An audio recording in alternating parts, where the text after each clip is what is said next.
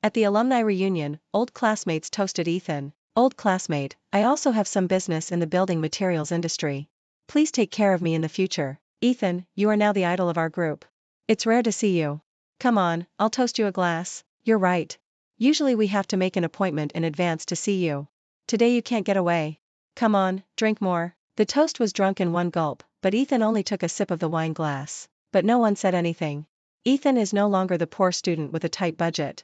He has nearly 10 billion yuan in assets and his company is located in the city center, where every inch of land is worth a lot of money.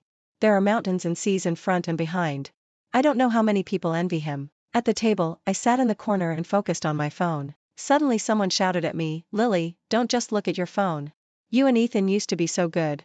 Come over and say a few words. The person next to him bumped him twice, you have no eyes. Sophia is sitting next to Ethan. How long ago was Lily's story? As soon as this was said, everyone's eyes turned back and forth between me, Ethan and Sophia. I looked at Ethan, who was surrounded by the first seat, and he was looking at me. We looked at each other in silence, and no one spoke first. Although we talked about almost everything in the past, Ethan and I are neighbors and grew up in the same yard since we were young. When I was 4 or 5 years old, I was playing with cotton dolls at the door and heard a sharp cry from the house next door, mixed with dirty words and insults. I was scared and cried, and went home to find my mother. My mother carried me to the neighbor's house to argue. I knocked on the door that was always closed, and I saw Ethan standing in the shadows with bruises all over his body. He was very silent when he was a child, even silent to the point of numbness. He had so many wounds on his body, but he didn't even frown, as if he didn't feel any pain at all. My mother threw me to the ground, rolled up her sleeves and scolded Ethan's father. When my mother was young, she was a famous shrew in the surrounding area. Although her reputation was a bit ugly, it was very deterrent and no one dared to bully her. Even my father was always scolded by my mother and hung his head, sitting on the threshold of the old house and sighing. I walked to Ethan with my short legs, holding his face with my hands and blowing air on his face. I'll blow it for you, just blow it and it will be fine. Ethan looked at me expressionlessly. I didn't know how to distinguish people's emotions at that time. Even if he ignored me, I would still smile at him foolishly. From that day on, I knew that the brother next door who was 1 year older than me was always beaten and scolded by his father. His mother couldn't stand the days of fear all day and ran away secretly, leaving him alone to bear all the anger from an irritable adult. My mother felt sorry for him, so she often asked me to bring him food and take him out to play after school so that he would be beaten less. Ethan was always too lazy to pay attention to me at first, but I hung on him like a little koala, and over time, he slowly began to respond to me. When I was in elementary school, a classmate always liked to pull my hair. I was pulled so hard that I cried loudly. Ethan knew about it, so he came over and beat that classmate severely. Of course, he was also injured, but when I saw that classmate crying louder than me, I was suddenly filled with admiration for Ethan. Ethan blushed. What's the big deal? If he bullies you again, come find me. I remembered it, and he remembered it too.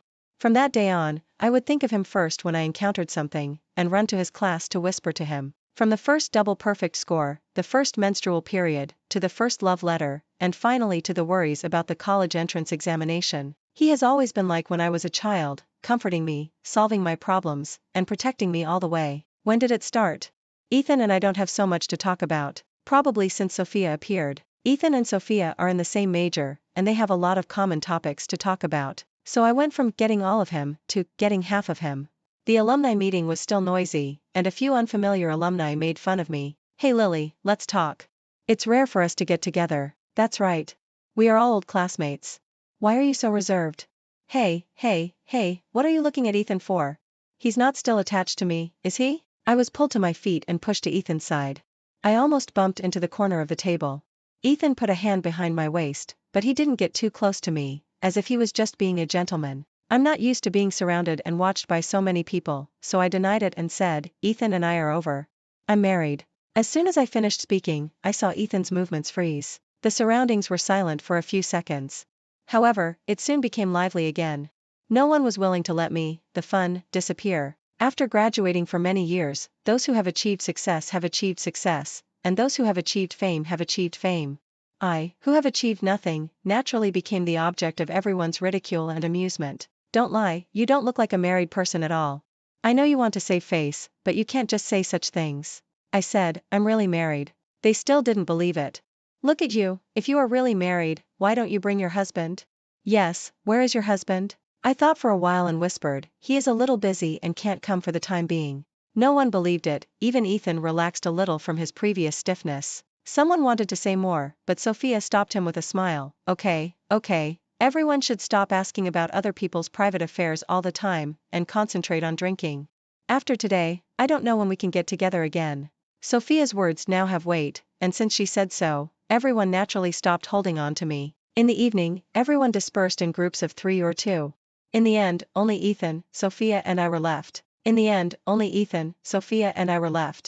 didn't talk to Sophia, but turned his head and walked towards me. Every time he took a step forward, I stepped back a little. So he stopped and asked me, "Are you afraid of me? Come here, I'll take you home." I said, "No, someone will pick me up later."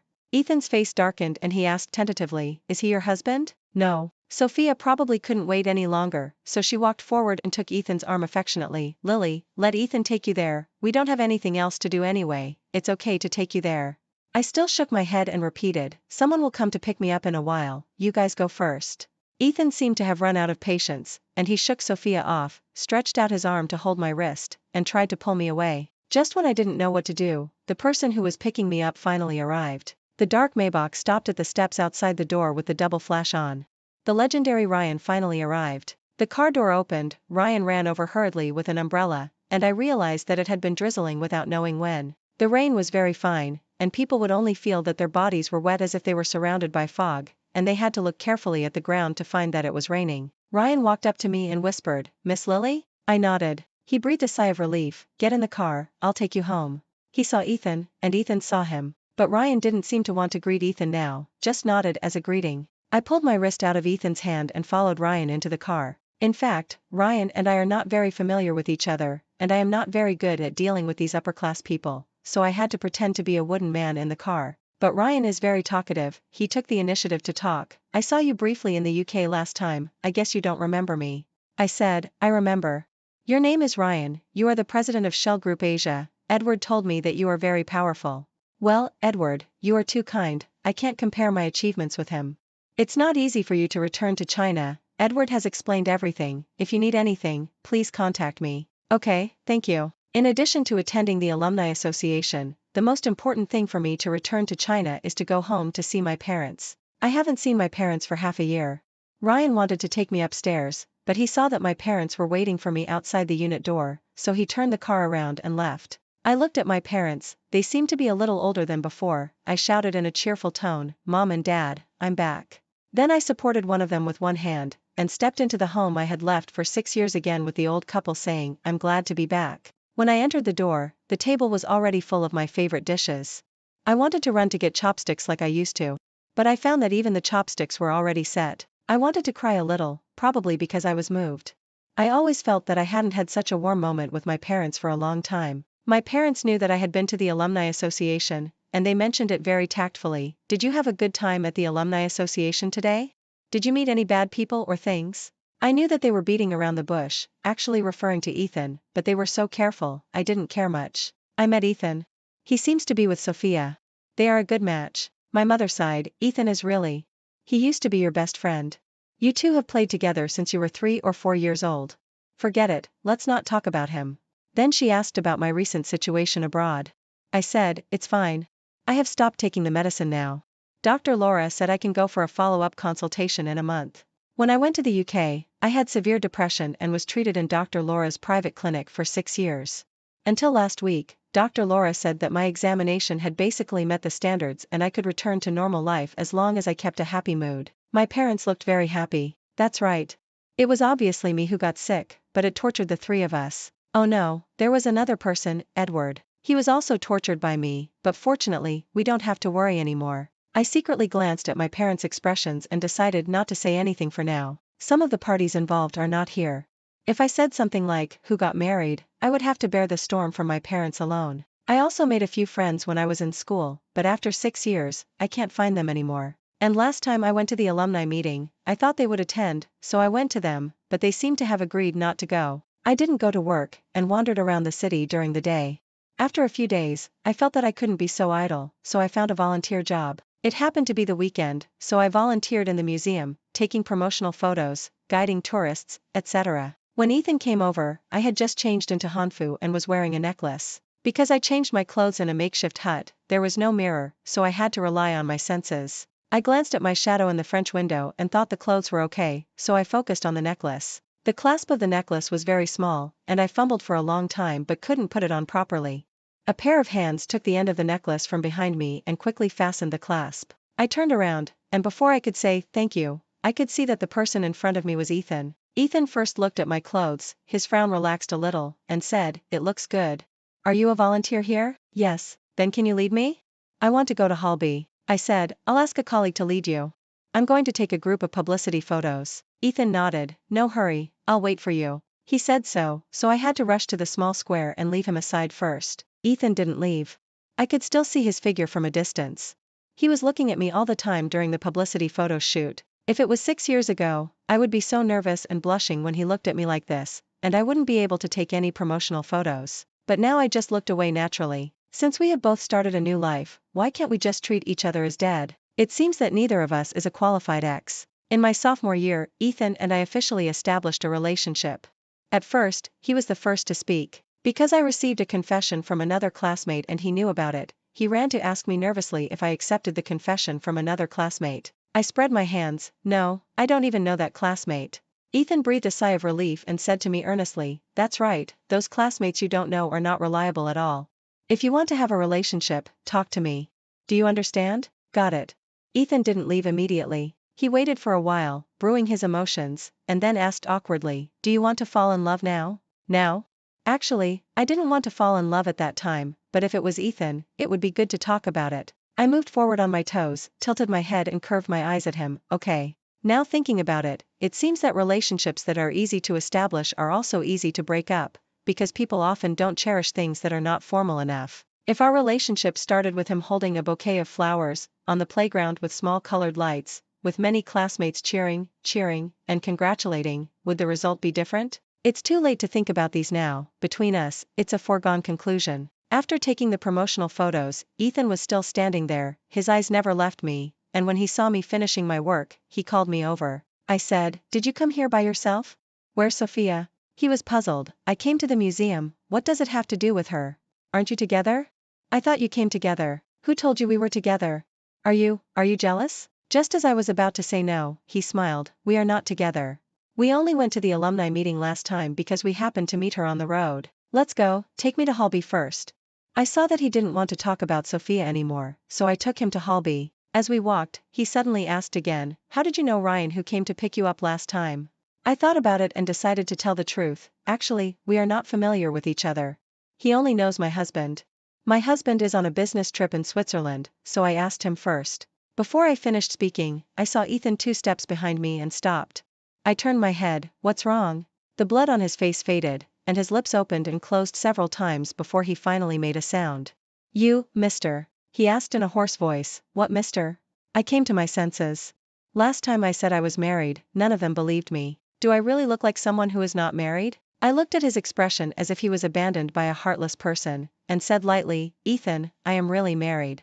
He smiled unkindly. "If you want to use marriage as an excuse to stay away from me, then you." I used my index finger to hook out the necklace around my neck. It was the necklace he had put on for me not long ago. Under the pure gold chain was a sparkling diamond ring. I said, "This is my wedding ring. I was afraid of losing it, so I always wear it." "Ethan, I didn't lie to you, and I didn't want to save face at the alumni meeting." The fallen leaves were swept into the wind, swirling and stopping at my feet. After an unknown amount of time, I heard him mechanically say, "When did it happen?" "Not long ago. To be specific, it should be last month, but it seems unnecessary to explain such details to Ethan." Ethan was a little unsteady. "Lily, you know what? Sophia is not my girlfriend. She wasn't in the past, and she won't be in the future. I know she likes me, but I never agreed." "Do you know why?" I looked at him and said nothing. He spoke each word by word. "Because I was waiting for you to return home." "Lily, I waited for you for 6 years, but you got married?" He covered his face and asked with sobs in the small square with people coming and going, "How can you be like this?" I lowered my head to look at the ground, and after a long while I said, "I didn't know you were waiting for me. Didn't you tell me to get out?" And I looked at the pedestrians carefully and said in a voice that only he could hear, "And, don't you dislike me?" "I didn't. How could I dislike you?" It was just that my mind was too confused at that time. "I thought you got into trouble because you were deceived to find me. I would feel guilty when I saw you. I broke up with you."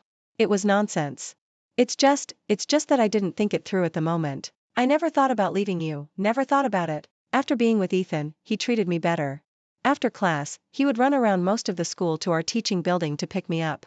When I was lazy and didn't want to go to the cafeteria, he would order takeout for me. My hand speed in selecting courses was not good, and he was guarding the computer early to grab courses for me. When I was taking the certificate exam, he went through all the books on our major to help me, then highlighted the key points and found online courses for me. In Ethan's eyes, any of my small and insignificant successes were great achievements that could be praised, and even if I made a huge mistake, Ethan would just rub my hair and say nothing, and then help me solve the mess. Perhaps it was because he was so good and so outstanding that I was not the only one who wanted to be with him. When I first knew about Sophia's existence, I didn't take it seriously. Although Ethan and her spent a lot of time talking about professional courses together, he didn't pay attention to me like he did when we were children. But I know that to Ethan, she is just a familiar classmate, and no matter how heated the discussion between Ethan and her is, as long as I appear, Ethan will immediately pack his school bag and run to me. I thought that we are all adults, and Sophia will give up Ethan after seeing his rejection. But the fact is just the opposite.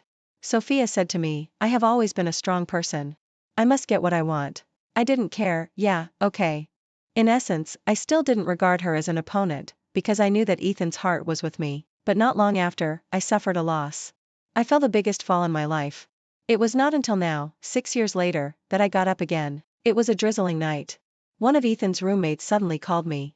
He said that Ethan had a fight with a student from another department in the back mountain of the school and asked me to help. I didn't think about it. I hung up the phone and ran to the back mountain. I called Ethan halfway, but he didn't answer, so I ran faster, just wanting to quickly confirm Ethan's safety. But there was no Ethan on the mountain, only a mentally ill strange middle-aged man. He dragged me into the woods.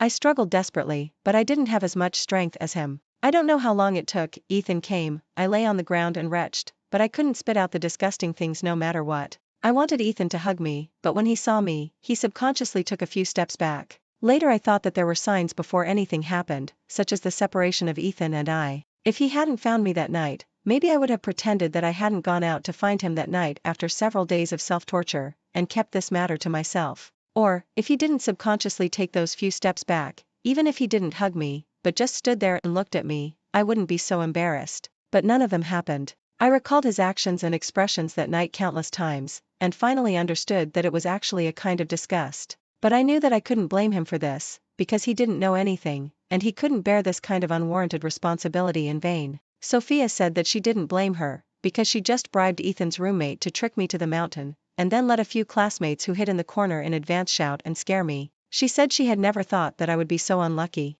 The man was from the village behind the mountain. Normally, he would never climb over the mountain to our school. Who knew that I would meet him by chance? But if I don't blame him or her, then who should I blame for my experience? I couldn't figure it out, I really couldn't figure it out. Just when I couldn't figure it out, Ethan told me that he wanted to break up with me. But he said it more tactfully. He said that he felt that I was rash to find him without knowing whether he was on the mountain. This kind of character really bothered him, so he wanted to reconsider our relationship. I thought this reason for breaking up was a bit ridiculous, but seeing him standing so far away from me, I didn't dare to ask more. He said, "Give me some time to calm down, okay?" I said yes at the time, but in the next few days, I was too insecure and kept wanting to find him. He was probably tired of me, so he blamed me loudly and scolded me for not giving him some time alone. He said he hadn't thought about it yet. Could I please not disturb him? I stood opposite him, lowered my head and begged him not to be angry, whispering, "Then when will you think it through?" He threw his school bag to the ground and said, "I can't think it through. I feel sick when I see you now. Get out. Get out." I shuddered and ran away quickly. At that time, I was about to graduate. I was depressed in the dormitory and did something that hurt myself. Fortunately, my roommates who came back from self-study saw me. They sent me to the hospital and barely saved my life. I woke up in the hospital and saw my mother's cheeks covered with tears, and my father sat on a chair with his hands on his forehead, sighing. To this day, I don't know whether my parents knew what happened in school at that time. All I know is that when my mother saw me wake up, she asked gently, "Baby, can I send you to England? Your uncle is there, let him take care of you for a while, and we won't see the annoying people anymore, okay?" I hid in her chest, crying until my voice was hoarse, and I said, "Mom, I'm in so much pain." In the first 2 years after arriving in England, I was not in a good mental state, so my uncle made an appointment with a psychologist for me. Every weekend I went to Dr. Laura's clinic. It was more like an alternative chat than a treatment. Dr. Laura was knowledgeable and would tell me fairy tales, legendary historical stories, the universe, the Renaissance, and the lame puppy she raised. Although the puppy limps and runs slowly, it can eat with big mouthfuls and play with a ball in the yard. When I get home from get off work, it will run towards me with its soft ears like jelly. Puppies are the most healing animals in the world. I also like puppies and nodded, yes, the earth can't turn without puppies. Chio, Dr. Laura said, you too, you should eat well and be happy. You are the most beautiful Oriental girl I have ever seen.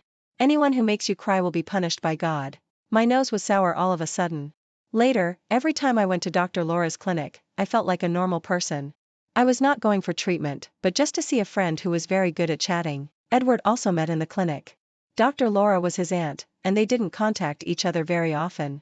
Once, he drove by here and gave Dr. Laura a set of ruby necklaces that he had just taken pictures of. At that time, Dr. Laura happened to go to the bathroom, and I observed the pot of mimosa that Dr. Laura raised by the window. Edward stood at the door and knocked on the door frame.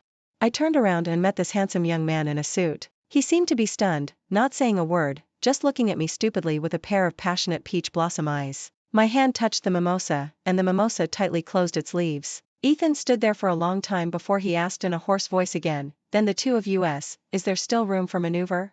I shook my head lightly. He seemed to have aged instantly, staggering away with a bent back. My cell phone rang at around 8 o'clock in the evening. I thought it was Edward because he always called me at night these days. When I picked up the phone, I found it was an unfamiliar voice. Lily? Ethan is drunk and keeps calling you. Can you come pick him up? I said, it's not appropriate for me to pick him up. I'm married, and I don't dare to go out at night without someone to accompany me. On the other end of the phone, Ethan had already grabbed the phone noisily and cried to me, Lily, don't leave me, please. Not long after I hung up, the phone rang again, this time it was Edward. Edward said happily on the other end, I will go back to China tomorrow. Do you need me to pick you up? No, but you need to wait for me at home. My parents are at home. If you come, remember to wear something thicker. Huh? What do you mean? Some people don't even visit their parents before coaxing a girl to get married.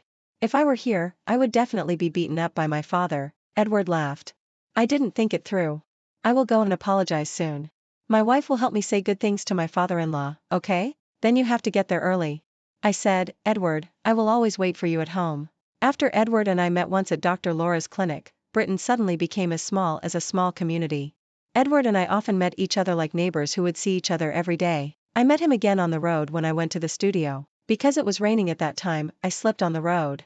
After slipping, I didn't stand up immediately, but sat on the ground for a while. It's not that I didn't want to remember, but my eyes suddenly went dark, and there was a long squeak sound in my ears, like an auditory hallucination, or tinnitus. For a short time, I couldn't see or hear, but I could feel the dirt on my palms, and my pants were wet. I didn't know what to do until a pair of hands grabbed my waist and picked me up. The chaotic voices turned into Edward's stern scolding.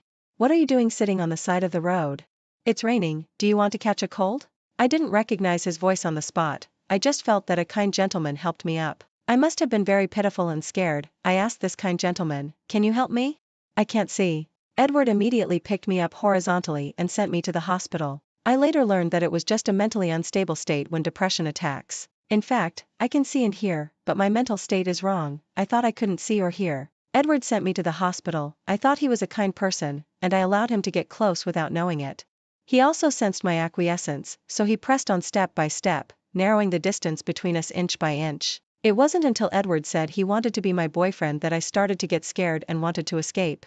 Unfortunately, Edward had already prepared for it, and I couldn't run away at all. I had to stumble and tell him about my past. I also told him that I didn't get a college diploma, so I felt like a failure. I said, after you understand the real me, you won't want to be with me anymore. I tried to scare him off with my shameful past, but he held my hand tightly. He rested his chin on my shoulder and said with a morbid persistence, you want to scare me? No way. Lily, what can I do? I like you more. No matter what you were like in the past, I don't care. This is England. People only enjoy themselves in the moment. The past and the future are meaningless at this moment. Don't tell me those useless words. Just tell me directly whether you agree to be my girlfriend or not. I was held by him, and I was empty for a while, and finally compromised and said, okay, if you don't mind. He tilted his head, gently held my earlobe, and laughed. Edward's personality is completely different from Ethan's. He is often gentle, smiling, and not easily quarreling with others, but he is not easy to mess with. After we lived together, I often saw some people who claimed to be secretaries or assistants come to my house. They greeted me friendly, entered the study tremblingly, and left after a while, sniffing and aggrieved. I thanked my luck countless times. It turns out that Edward is a strict boss, and these people in suits and ties with an elitist air can also be scolded so badly. Fortunately, I am not his subordinate, and fortunately Edward is very tolerant of his girlfriend. Edward and I weren't in a long-term relationship, but it lasted for several years. He wasn't in a hurry to propose to me because I was still going to Dr. Laura's clinic every week at that time, and he wanted to wait until I got better. But I don't mean to rush you or dislike you now, he said. I just think that when you get better, you may get more real happiness from being proposed to. Lily, my hugs, my kisses, and my love are all real.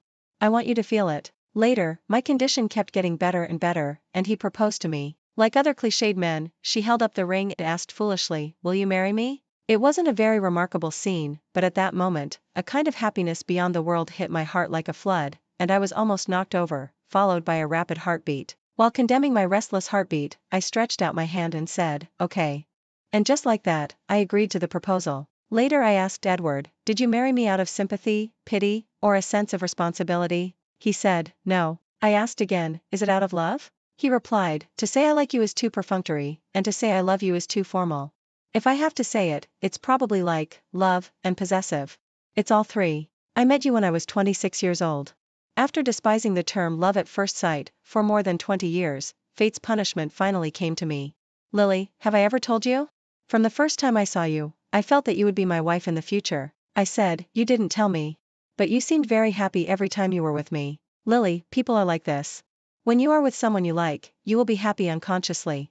Even if it is just a small thing, you will remember it for a long time when you think about it in the future. What he said made sense. Edward was always very reasonable. On the day Ethan got drunk, Sophia finally took him away, which was a good thing, but for some reason, Ethan had a big fight with her that night. The specific situation is unclear, but it is only known that Sophia came out of Ethan's house crying, stepped on the accelerator and went to the highway, resulting in a car accident and amputation of her right leg. Not only that, because she was speeding and was fully responsible, the driver of the other car that collided with her was not seriously injured, but he blamed her, asking for millions of dollars and threatening to sue her. She lost her right leg and was blackmailed again, and she was busy for a while. Ethan did not help her, but from that day on, Ethan became a little decadent. I didn't pay more attention to it, because Edward finally came back.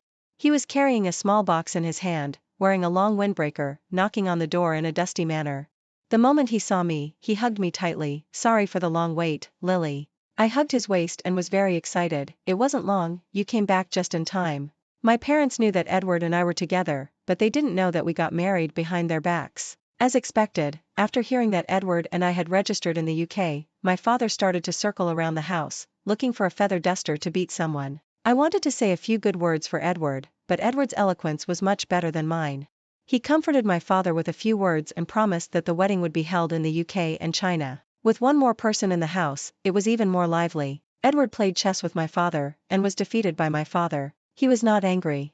He remained calm even after losing several times. He smiled and said, "Dad is still a better chess player." I came out of the kitchen after cutting the fruit and happened to hear him say this. He took off his windbreaker, leaving only a thin beige sweater. He looked gentle and steady. It is difficult for me to describe the feeling of that moment in words. I just felt that the time I had lost was made up and my heart was filled. Edward was also very busy after returning to China. When I was still sleeping, he kissed me on the forehead and told me where he was going. I responded, but in fact I had forgotten most of it after waking up. The only remaining memory was like, I made an appointment with someone to eat, inspect, in the afternoon, come back, call. I had nothing to do after getting up, so I took the initiative to contract the task of going to the supermarket to buy. After Edward returned to China, the person who accompanied him on his trips became Ryan, and Ryan's original driver was left to me, which was also a ready-made bargain. I was pushing my shopping cart around the vegetable section when I suddenly heard a familiar voice. "Have you heard? Ethan and Sophia broke up." "What do you mean by broken up? Are they getting along?" "Of course. Isn't it said that Sophia is Ethan's girlfriend?" "It's just a rumor. Ethan himself hasn't admitted it. I think his mind is full of Lily." At the last alumni reunion, I stared at him all night. My goodness, his eyes must have been glued to Lily. I couldn't tear them off. Sophia was so drunk that I couldn't even tear them off. I saw him 5 or 6 times, but he ignored me. Alas, they were a good-looking couple. Why did they break up when they graduated? Who would have known? If they hadn't broken up at that time, Lily would have made a fortune now. Yeah, who would have thought that Ethan, who was silent at the beginning, would have become the most promising among our group. Remember the last time he donated 100 million to the school? He was really generous. I can only say that, as I said before, Lily is not that lucky. I lowered my head, pretending to pick carrots, listening to the two of them gossiping and slowly leaving. I didn't want to have too much contact with my former classmates, and my interest in going out shopping was gone. I quickly bought everything and prepared to leave. But I met the two classmates again at the cashier. They greeted me warmly, and when they saw me coming out alone, they enthusiastically invited me to go out for dinner with them. I declined. No, someone is waiting for me at home. They looked like they were eating melons. Who? Of course, it was my old father and mother. But it was just a casual chat, and I didn't think of what to say for a while, so I was dragged to a nearby restaurant hand in hand by the two of them. I had to call the driver to let him go first, and I accompanied the two classmates to dinner, and then accompanied them to play golf after dinner. I didn't understand why two young girls wanted to play golf. I didn't even know which direction the gate of the golf course opened. Entering an unfamiliar environment, I was a little restrained. I followed the two classmates and watched them take out their membership cards with ease and lead me in with familiarity. There were many people on the golf course. I saw Edward at a glance, and then I saw Ethan. Finally, it was confirmed that Edward and Ethan were talking happily. This scene was really hard to comment on. In addition to Edward and Ethan, they were accompanied by Ryan and several other people I didn't know, but judging by their clothes, they should all be local businessmen. The place where this group of people stood was conspicuous, and Edward and Ethan were young talents with looks that were no less than those of stars. Naturally, there was curiosity and scrutiny from all directions, and the female classmate who brought me here also saw them. They knew Ethan, and seemed to know the local bosses, but none of them knew Edward. Although they didn't recognize him, they recognized his clothing brand, Ryan who followed him, and the Patek Philippe on his wrist. We didn't intend to say hello to Edward and the others, so we just treated them as two groups of people who didn't know each other and came to play. Unexpectedly, Edward also looked up at this time, saw us not far away, glanced at me, suddenly smiled, and said to me gently, "Come here." The classmates who came with me were full of confusion, probably guessing who he was talking to. I lifted my foot and walked over slowly. He touched my face. "It's so cold, why don't you put on more clothes?" Then he took the coat beside him and put it on me. Then he held my hand and smiled and said to the people walking with me, "Let me introduce you, this is my wife, Lily." Ethan's face suddenly became ugly. Most businessmen are sweet-mouthed. I guess they didn't even see what I looked like, but they started to praise me, saying that I have temperament and that I match Edward very well. Every time he said more, Ethan's face became uglier. No one cared about my life or death. Although I didn't care what Ethan thought, it was really hard for me not to be embarrassed in this situation where my ex-boyfriend and current boyfriend met. I was about to say something with a hot face, when I heard Ethan's cold voice ask, "Is Edward your husband?" Edward was stunned, looking at Ethan and then at me. I admitted it, and looked at Edward and said, "He is the person I told you about before." Edward said, frowned and glanced at Ethan. His previous appreciation and recognition for him instantly disappeared, leaving only dissatisfaction. He let go of my hand and asked, "Can I talk for a minute?" Ethan didn't refuse, and the two of us walked away together. The remaining circle of people surrounded me, and the two classmates looked like they were gossiping and sharing. "You are so lucky." Ethan left and a handsome guy came. "Did you save the universe in your last life? We thought it was a pity that you broke up with Ethan, but it turns out that you met someone better. So who is this person?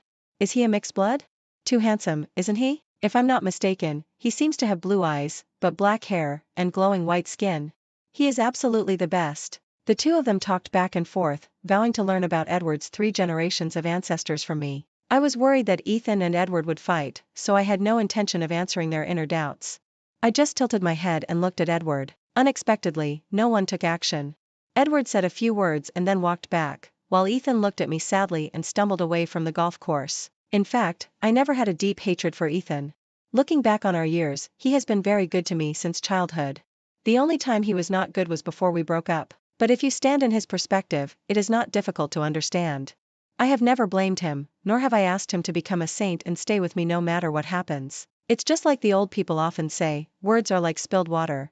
I know he didn't want to say that to me at the time, and I also understood in the days that followed that he just said to me to get out because he was upset for a while, but unfortunately, there is no turning back. Ethan and I, maybe when we meet again in the future, we will just say hello and that's it. We can't even be friends. 20 years of relationship finally became strangers. I can only sigh that fate is as thin as a traveler who meets by chance. On the way home from the golf course, Edward was driving and I was sitting in the passenger seat. As usual, I asked him some meaningless questions that he was always happy to answer. "Edward, can I eat watermelon after we get home?" "Of course." Then can I read your book? Sure. Then can you hold me to sleep tonight? Sure. After saying the last sure, he smiled to himself before I could ask again. Lily, don't ask anymore. You know I will agree to anything. I turned my head to look at him. The colorful signs and street lights outside the shops that were retreating one after another hit his face, blurring it into a light and dark shadow on his face. His expression was happy, and I looked at him all the way. With a heartbeat of joy, I congratulated myself countless times. It was really great to meet Edward. When Edward proposed, Lily agreed easily, but there was always a thorn in her heart, so on the night they walked out of the registry office, Lily took a long bath in the bathroom. When Edward called her for the third time, she came out reluctantly. Edward didn't want to do anything at first. He took out the hairdryer and wanted to blow her hair, but she was only wearing his shirt, nothing else. Edward felt inexplicably hot. This was a hint, but also tacit consent. Lily held his hand, trembling and saying, "But, maybe I'll be a little dirty." He subconsciously said, "Didn't I take a shower?" As soon as she finished speaking, he immediately realized what she meant, and his charming emotions were extinguished as if by cold water. So he made his voice very gentle, looked into her eyes, and repeated, "Didn't you take a bath? Baby, you are obviously very clean." He picked her up and put her back on the bed, and began to blow her hair, dried her hair, and wrapped it into a sushi roll with a quilt, and couldn't help but praise, "What a cute sushi roll." Finally making her laugh, he held the sushi roll to his chest and lay down, with a soft tone, "Baby, let's not think about these unhappy things in the future, look forward, okay? This is my first time to like someone, and there may be some things I do poorly. If you are unhappy, tell me. Compared to those who have been in love since childhood, we met not too early, can you accompany me to create more beautiful memories?" Lily lay on his chest, let her tears fall on his pajamas, and gently, Edward kissed the top of her head. "Thank you, Lily." The time for the follow-up appointment between Lily and Dr. Laura was approaching, and Edward had finished his business in China, so they returned to the UK together. At the airport, Lily saw Ethan. Ethan stood not far away, watching them quietly, without speaking or moving, but with tears in his eyes. Perhaps, he wanted to say goodbye to her formally. Edward also saw him, but said nothing, just holding Lily's fingers tightly. What did Edward say to Ethan on the golf course? In fact, there was nothing unpleasant, and even the opening remarks were polite enough. "Lily mentioned you to me." Ethan didn't say anything, waiting for his next sentence. Edward said, "She said you two were childhood sweethearts, so I don't understand it even more. Since you have been together for so many years and you like her, why do you want to make her sad?" Ethan said, "What happened between us has nothing to do with you." Edward seemed to be listening to a joke. "Between you?" He corrected, "There will be no you in the future. You are you and she is she." He looked at the blue sky and suddenly remembered, the weather was so good the day I met Lily. It's a pity that she would rather look at that ugly mimosa than at me, a 189 centimeters handsome guy with abdominal muscles. Do you know how many pills she took in the 6 years of depression treatment in the UK? 2,190 days, once a day, 2 or more pills each time. You know that antidepressants have side effects, nausea, anorexia, insomnia, she has experienced them all. Ethan looked up at him suddenly. He didn't know Lily had depression at all. Edward seemed to be talking to himself, but he was actually talking to him. "Have you seen her when she's sick? She can see clearly, but she says she can't. The sun is so bright, but she easily trips over the stone under her feet and can't get up for a long time. She can only helplessly ask if there is anyone around her. She always wakes up crying at night, but she can't remember what nightmare she had. Occasionally she wants to kill herself. When she goes to the balcony to get some fresh air, I have to worry for a long time and rack my brains to coax her back to the room. I tried my best to give her nutrition, but she couldn't grow any weight. She doesn't cry because she's sad, and she doesn't laugh because she's happy. She's emotionally confused and can't go to school. She can only take time to sit in the studio for an afternoon and watch those energetic students draw beautiful pictures on paper. Ethan, I admire your smart mind and appreciate your ability to grow up with your own strength. Ability to quickly accumulate huge wealth, but you are not suitable for her." She cried and laughed in my arms. I was like holding a broken puzzle. I pieced it together bit by bit in 6 years and finally put it together again. "I hope you stay away from her life. Without you, she will only be better than now." Edward said one sentence after another, and Ethan's face turned pale little by little. Finally, he seemed to be unable to listen and interrupted Edward's voice, "Stop talking." Edward achieved his goal, smiled, and spread his hands very good-temperedly. "Okay, then I won't say anything, you take care of yourself." Ethan watched Edward walk back to Lily's side. He was obviously unwilling, but he couldn't take a step and walked over as if he didn't know anything. All he could think of was Lily when she was a child, with a white and soft little face. When she saw any elder, she would call him sweetly as if she had honey in her mouth. There was no one in the neighborhood who didn't like her. Later, when she grew up, the two elders of the Ding family still called her baby all the time, and it hurt like protecting their eyes. If it weren't for him, she could have been countless times happier than she is now. It was because of him that she suffered so much. Ethan felt a sharp pain in his chest. He unconsciously imagined the scene of Lily being ill, but he couldn't bear to even think about it. He glanced at Lily, who was protected by Edward in the distance. She was not good at speaking. No matter what the other side said, she just nodded and smiled, but those smiles were not forced. Occasionally, she looked up at Edward, and lowered her head when Edward looked back, like a naughty kitten, attracting the attention of humans and then ignoring the stupid humans, with a bit of innocent liveliness. Ethan finally understood how stupid he was to still fantasize about getting back together with her. He had obviously lost her completely a long time ago. One night, Lily received a handwritten letter from Edward, which began with, "To Lily," and ended with, "Good dreams." It was the first time she saw Edward write such a long letter. From the first meeting to now, analyzing his feelings, sincerely expressing the fact that, "I like you very much." At the end of the letter, he said, "It is your appearance that makes me believe in love at first sight. Lily, as you said before, love is a feeling, and you are right. Only when you fall in love at first sight, your heart will be like a volcano awakening from a deep sleep, with the heat and burning spreading all over your body. Because it is too precious and rare, it is an experience that will never happen again in this life. Lily, I am so lucky to have experienced such a precious moment.